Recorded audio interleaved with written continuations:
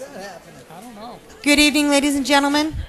Welcome to the July 31st, 2007 Board of Selectmen Sewer Commissioners meeting.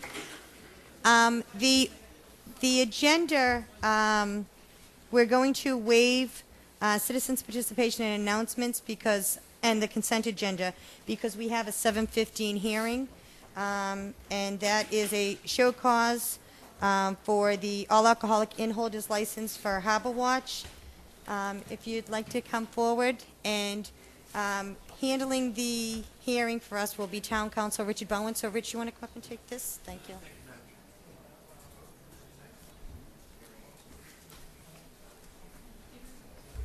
I haven't opened the water, so if you get thirsty, feel free. And right there, he has the motion about the administration. When do you want me to do that? Let's hope. Okay. You're going to do the administrative motion? Are you doing the administrative? You want me to do it? I'll do it. Is this for this? All right. You guys This is going to do it. All right. What is this? Call the hearing to order. This is the 7:15 hearing. I'm going to read the notice. Addressed to Marjorie Kristen Anzalone, Harbor Watch Inn Limited, P.O. Box 1629, Onset, Mass. Dear Ms. Anzalone, you are hereby notified of the Board of Selectmen acting in its capacity as the local licensing authority in the town of Wareham that it will hold a show cause hearing on July 31, 2007 at approximately 7:15 p.m. within the Selectmen's meeting room held at room 320 in the Multi-Service Center, 480 Merriam Road, Wareham. The hearing is to determine if the annual inn-holder all-alcoholic beverage license issued under General Laws, Chapter 138, Section 12, to the Harbor Watch Inn Limited should be modified, suspended, revoked, or canceled on the following allegations. 1. Violation of the regulations of the ABCC, to wit, violation of 204 CMR 2052. No licensee for the sale of alcoholic beverages shall permit any disorder, disturbance, or illegality of any kind to take place in or on the licensed premises. The licensee shall be responsible, therefore, whether present or not. 2. Violation of Wareham Board of Selectmen policy number 88-14A, rules and regulations, to wit, 5.0, licensed premises, subsection 2. No licensee for the sale of alcoholic beverages shall permit any disorder, disturbance, or illegality of any kind to take place in or on the licensed premises. The licensee shall be responsible, therefore, whether present or not. Your attendance is expected. You have the right to counsel to represent you. You or your counsel may cross-examine witnesses and present evidence on your behalf. Very truly yours, Brenda Ekstrom, Chairman of the Board of Selectmen. For the license holder, I see Mr. Louis Cassis and Ms. Anzalone. Mr. Aida. And from the police department, I see Lieutenant Wallace.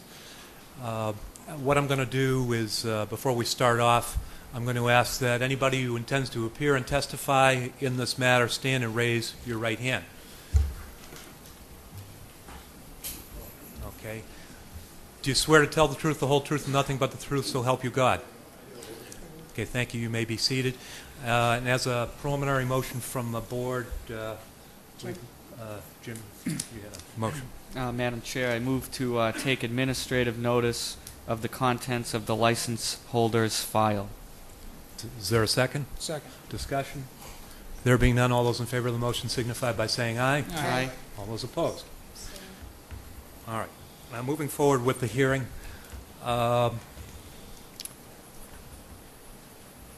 Lieutenant Wallace, I was going to ask you if you had anything that you wanted to offer by way of a general statement about noise issues at the licensed premises.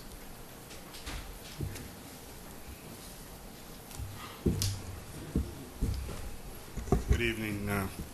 We'll call these opening statements, so you don't have to get into the whole thing at this point. We've had a number of noise complaints between Memorial Day up until present, mostly encompassing loud music. Each time that we've gone there, the license holder has been cooperative. It's turned down according to the log entries, and there's been 2 occasions when the officers happened to go there and they didn't find the music to be objectionable. All right, that's opening from the police department. Mr. Cassis, did you have an opening that you wanted to make? I have a preliminary, not a motion, but just an observation. I received the notice last week or so, and I read it over, and I have no problem going forward to hash out or discuss what may or may not be happening there. But this notice indicates that the action could be taken of modifying, suspending, revoking, or canceling the license due to 2 specific violations. I noticed there's no time, dates, or place indicated in the notice, and as such, I don't think it would be appropriate for the board to take that type of action if the licensee couldn't defend herself on what date these occurred. Not that, I assume we're going to get statements that it happens a lot, but a lot of times the calls that are made to the police were initiated by Ms. Insel, and I assume those aren't what we're here for. And I would just, again, if we're going to discuss what can be done and how we can help the situation, we're happy to do that. But to the extent that our license is in jeopardy, I don't believe the notice was sufficient. Okay, for the members of the board, as I'm sure you may know, it's incumbent on counsel to make his administrative objections at this point, because if he fails to make those objections, he's deemed to waive them. I think what we will do with the board's permission is we will have the record note counsel's objection, which is hereby preserved, and we'll move forward and see how it unfolds. So I guess with that ruling in place, did you have an opening that you wanted to make? I don't, because I'm really not sure what the nature of the complaint is, but I have a question for the lieutenant, if I could do that. Okay, sure. Well, I think what we'll do is we'll let Lieutenant Wallace offer some more details, and then counsel, of course, can question it. Lieutenant Wallace, I know you showed to me a spreadsheet that you prepared, and did you want to offer commentary based on the spreadsheet that you had prepared and perhaps put it before the board? Yes, I would. I think that would make it much more simplified than trying to go through the log entries one by one. But we received a noise complaint on the 25th of May of this year at 9:24 p.m. The music was turned down and the windows were closed. 27th of May at 11 p.m. we had a noise complaint. Again, the licensee turned the music down. Next complaint we had was June 10th. We had one at 3:16 in the afternoon and one at 7:30 p.m. Again, the log indicates that the music was turned down. We had another complaint on June 26th at 9:27 p.m. Again, the music was turned down. The 27th at 6:42 p.m. we responded to a noise complaint of loud music, and the officer reported back that the music was not loud. The 29th of June this year, we got another noise complaint. The music was turned down. We got a complaint on the 29th at 8:36 p.m. The band was done for the night at that point when the officers arrived. 30th of June, 31 minutes after midnight, we got a noise complaint. Again, the music was turned down. July 1st, we responded to a noise complaint. Again, the music was turned down. The 3rd of July at 6:31 p.m., we responded to a noise complaint. The officer at that time advised the music was not unreasonable. 3rd of July at 8:47 p.m., we got another complaint. The license holder turned the music down. The 8th of July at 4:42 in the afternoon, we got a noise complaint. Music was turned down.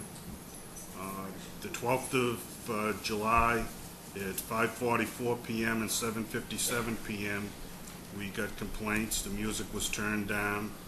And the 20th of July at 10:46 p.m., we had the loud music complaint. Music was turned down. The 28th of this month at 11:24 p.m., we got a noise complaint, and there was no loud music found by the officers that responded. Lieutenant Wallace was kind enough to give me a copy of this, and I'd be happy to, if you want to have your colleague. I'll give him my I think copy, he has an and you extra can copy. keep Yeah, that copy. If you want to enter that, I have no objection. If you want to enter as an exhibit. Lieutenant Wallace, do you have anything else to add at this time? Nothing other than that's what the log had reflected, the number of